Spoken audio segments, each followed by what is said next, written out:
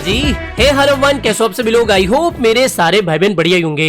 Video को thumbnail को देखकर समझ में आ गया होगा कि आज हम वज्रेक्स और बायबिट के बारे में बात करने वाले हैं।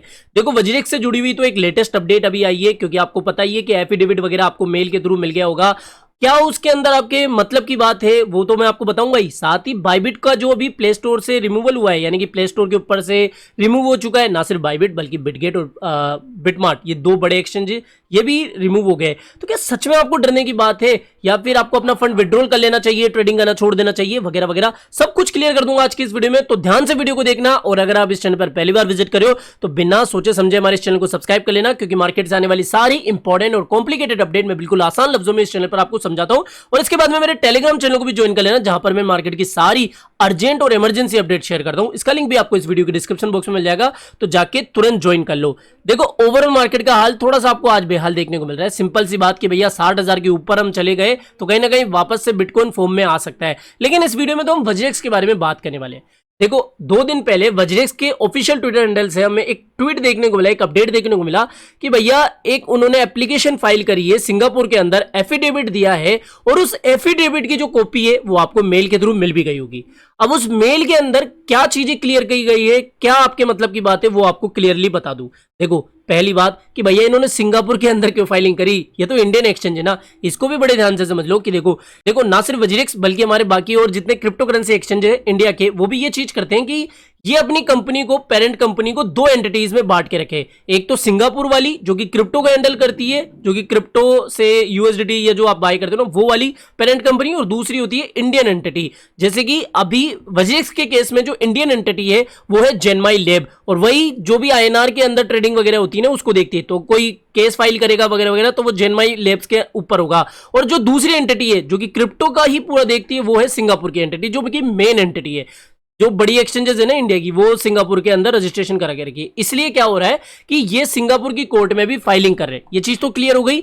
अब इन्होंने जो अभी एफिडेविट दायर किया गया था उसके अंदर इन्होंने बेसिकली 6 महीने का कोर्ट से टाइम मांगा है कि भैया 6 महीने तक हमारे ऊपर कोई लीगल एक्शन ना लिया जाए, या फिर कोई और जो केस वगैरह है वो फाइल ना हो। इसके लिए इन्होंने 6 महीने की मोहलत कोर्ट से मांगी है।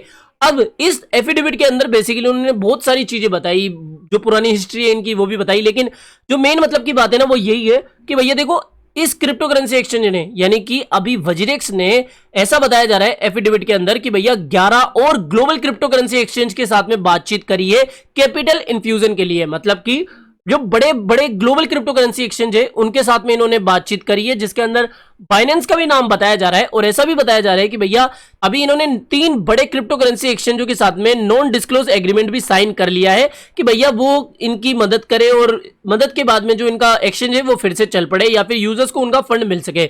तो पहली मतलब की बात तो ये कि इस एफिडेविट से हमें ये पता लगा कि भैया अभी जो वज्रेक्स है वो 11 क्रिप्टो करेंसी एक्सचेंजों के साथ में बात कर रहा है, जिससे कि उनको मदद मिल सके।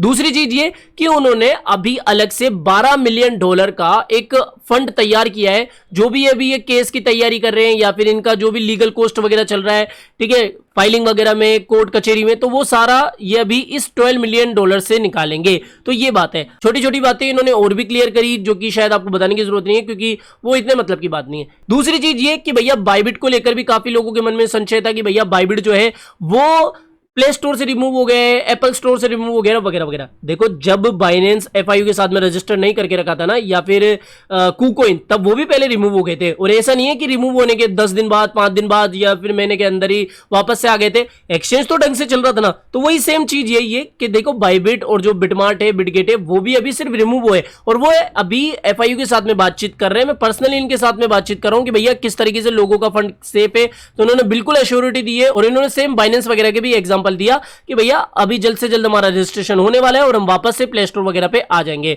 बाकी फंड वंड का टेंशन मत लो, बिल्कुल सेफ है, चाहो तो निकाल लो, चाहे रखे रहने दो, वो कोई बात नहीं है। इसके अलावा अभी इनकी तरफ से एक बायबिट का लॉन्च पेड भी चल रहा है, जिसके ऊपर मेटा सीन करके इनका जो नया टोकन अभी लिस्ट होने वाला है वो आ रहा है मैक, और जिसकी जो लिस्टिंग डेट है वो 5 तारीख की बताई जा रही है कि भैया 5 तारीख को ये लिस्ट हो जाएगा, और 6 तारीख से आप इसको विड्रॉल कर सकोगे। अब देखो, आपके मतलब की क्या बात है, इस मैक टोकन को या फिर मार्क टोकन को आप क्या कर सकते हो, लॉन्च पेड के अंदर जीत भी सकते हो। कैसे? इनका जो अभी स्नैपशॉट पीरियड है ना वो 31 अगस्त से लेकर 4 सितंबर तक चल रहा है, जिसके अंदर if you don't like to subscribe the token allocation your daily average balance MNT, यानी कि अगर आपको ये जो टोकन एलोकेशन है उसको सब्सक्राइब नहीं करना है, सिर्फ आपको एमएनटी टोकन होल्ड रखने मिनिमम 50 और उसके बदले में आपको इस टोकन की एलोकेशन मिल जाएगी। बाकी इसको और थोड़ा सा पढ़ना, जैसे कि अगर आप इसके लॉटरी के अंदर पार्टिसिपेट करना चाहते हो तो यहां पर देख सकते हो your daily average wallet balance of USDT must be at least $100 during this period, यानी कि जब तक ये कैंपेन चल रहा है उस कैंपेन की पीरियड तक आपके वॉलेट के अंदर मिनिमम $100 रखे होने चाहिए। तो अगर आपने अकाउंट नहीं बनाया तो अकाउंट का डिस्क्रिप्शन बॉक्स में लिंक दिया गया है, साइन अप कर लो, अकाउंट बनाओ, केवाईसी करके $100 डिपॉजिट कर लो, और जिस तरीके से डॉक्स में काफी लोगों ने कमाई करी थी उसी तरीके से इसके अंदर भी आप कमाई कर सकते हो। बाकी इनका जो डिस्ट्रीब्यूशन पीरियड है वो 5 सितंबर से शुरू होने वाला है, जिसके अंदर आपको एलोकेशन वगैरह सब कुछ मिल जाएगी। जो मेन टास्क है ना वो है स्नैपशॉट पीरियड, कि भैया किस तरीके से आप यहां पर इसको पा सकते हो, या तो अपने $100 रख लो वॉलेट के अंदर जल्दी से अकाउंट बना, या फिर आपको ग्रेटर देन 50 एमएनटी टोकन रखना है इस पीरियड के दौरान। ठीक है, तो ये समझ में आ गई। बाकी इसका भी लिंक मैं डिस्क्रिप्शन बॉक्स में दे दूंगा, जिससे कि आपको थोड़ा सा और समझने में आसानी हो जाए, थोड़ा सा और आप खुद की रिसर्च भी कर लो। तो बस इतना ही था आज के इस वीडियो में। एक तो वज्रेक्स वाली बात कि भैया वज्रेक्स जो है अभी 11 क्रिप्टो करेंसी एक्सचेंजों के साथ में और बातचीत कर रहा है, 3 के साथ में इन्होंने नॉन डिस्क्लोज एग्रीमेंट भी साइन कर लिया है, साथ ही क्यों इंडिया की बजाय सिंगापुर के अंदर इस तरीके से कोर्ट फाइलिंग वगैरह दे रहे हैं, एप्लीकेशन दे रहे हैं। तो ये समझ में आ गया। तो आई होप दोस्तों आज के वीडियो आपको पसंद आया होगा, समझ में आ गया होगा। तो अगर आज का वीडियो आपको पसंद आया हो तो डेफिनेटली वीडियो को लाइक करना है, चैनल आप ही के काम का तो चैनल को भी सब्सक्राइब करके रख लेना है। मिलते हैं जल्दी नई अपडेट के साथ। टिल देन जय हिंद, जय भारत।